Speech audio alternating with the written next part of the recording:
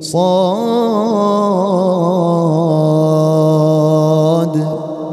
والقرآن ذي الذكر بل الذين كفروا في عزة وشقاق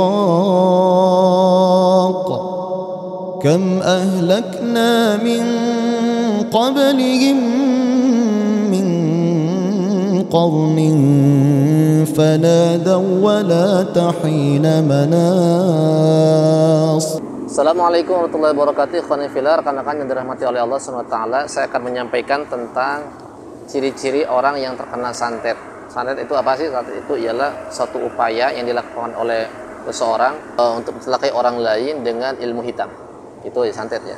Namun sebelum saya bahas tentang ciri-ciri orang yang terkena santet, saya akan bahas tentang fenomena yang bulan-bulan ini ya, akhir bulan ini yang dimana ada salah seorang selebgram yang kemudian dia meninggal, kemudian teridentifikasi dicurigai terkena santet.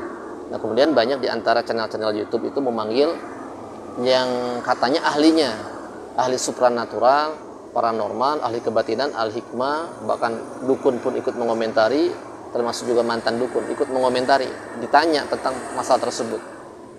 Kalau yang saya perhatikan ikhwan, dari hasil penjelasan daripada ahli-ahli tadi itu, mereka cara diagnosanya, cara berpikir mereka atau metode yang mereka gunakan ialah metode penerawangan dengan mata batin mereka, dengan landasan foto, nama lengkap dan tanggal lahir, sehingga disimpulkan di situ bahwa orang tersebut terkena santet. Nah, ini menurut saya dan tentunya di dalam Islam ini adalah metode yang menyesatkan. Kenapa? Karena mengambil informasi dari jin. Sebenarnya sejatinya kalau ada orang yang dia itu memberikan penjelasan dengan hanya mengandalkan foto, nama lengkap dan tanggal lahir, itu sebenarnya mengambil informasinya itu dari bangsa jin. Jinnya itu yang memberitahu bahwasanya orang ini demikian. Sementara jin adalah makhluk yang tidak pintar, lebih pintar manusia, bahkan lebih pintar, yang paling pintar siapa sih? Allah SWT. Oleh karenanya metode yang batil. Yang sahih itu ialah mengambil metode atau mengambil maklumat ya, sumber itu dari Al-Qur'an. Kenapa? Karena Al-Qur'an dari Allah yang paling paham tentang masalah gaib. Oleh karenanya saya akan bahas tentang ciri-ciri orang yang terkena santet berdasarkan Al-Quran ya, berdasarkan Al-Quran atau Al-Hadith, dan juga berdasarkan pengalaman saya pribadi sebagai praktisi ruqyah. Alhamdulillah saya ikhwan berkecimpung di dalam dunia ruqyah ini sudah 12 tahun kurang lebih. Jadi saya akan sampaikan berdasarkan pemahaman para ulama dan juga pengalaman saya ketika saya berkecimpung dalam menangani orang-orang yang terkena santet. Saya pernah menangani orang-orang yang terkena sihir, terkena santet macam-macam. Ada yang sampai buta matanya, ada yang sampai mau dioperasi, ada yang sampai dia terkapar di tempat tidur dan sebagainya. Nah, itu apa sih ciri-cirinya? Ciri-ciri orang yang terkena santet. Saya sampaikan ya, definisi santet itu apa sih? Pengertian santet itu apa? Santet kalau kita lihat dari Google ya, silakan searching di Google. Santet itu pengertiannya ialah upaya yang dilakukan oleh seseorang terhadap orang lain untuk mencelakai, dalam rangka untuk mencelakai dengan menggunakan ilmu hitam. Jadi ilmu hitam sebagai media untuk mencelakai manusia, untuk mencelakai orang tersebut, orang tertentu, untuk mencelakai seseorang. Nah, dalam bahasa Arab dikenal dengan istilah sihir, ikhwan.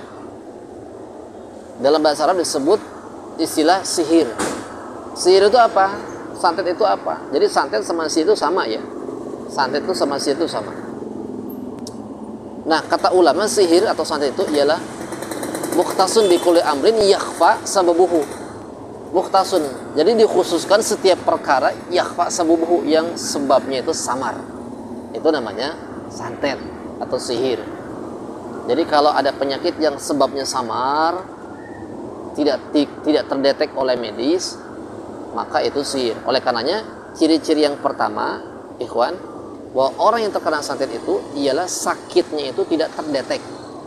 Jadi dia sakit di kepala, sakit di leher, di punggung, di perut, di kaki, di apapun itu yang kemudian sebabnya tidak terdetek, tidak diketahui, itu ciri-ciri orang tersebut terkena santet, terkena sihir. Datang ke dokter, kata dokter normal. Dia sakit, dicek ke dokter, di-scan, kemudian dirongsen normal. Saya pernah punya pasien ketika saya meruqyah itu, dia sakit kepala 6 tahun.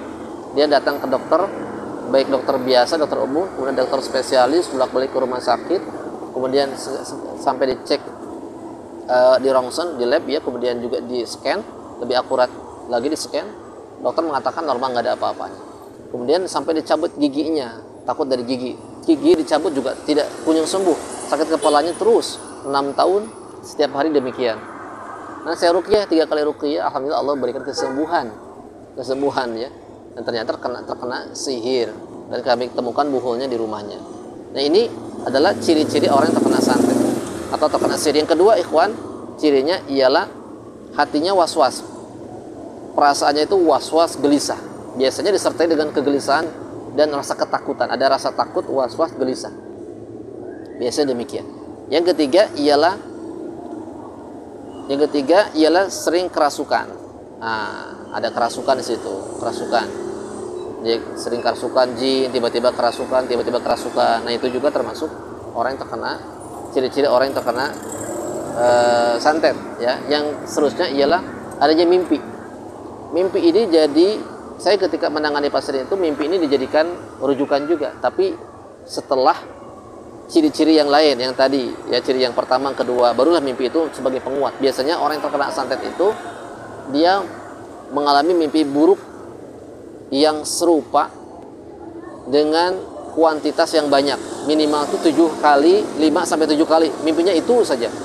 Jadi kalau dia mimpinya tuh ular sebanyak 5 kali, itu persis biasanya terkena santet. Dan ini juga harus diselaraskan dengan ciri yang pertama tadi, yang dia punya keluhan, punya penyakit tidak terdetek, disertai adanya mimpi. Wah, ini makin kuat.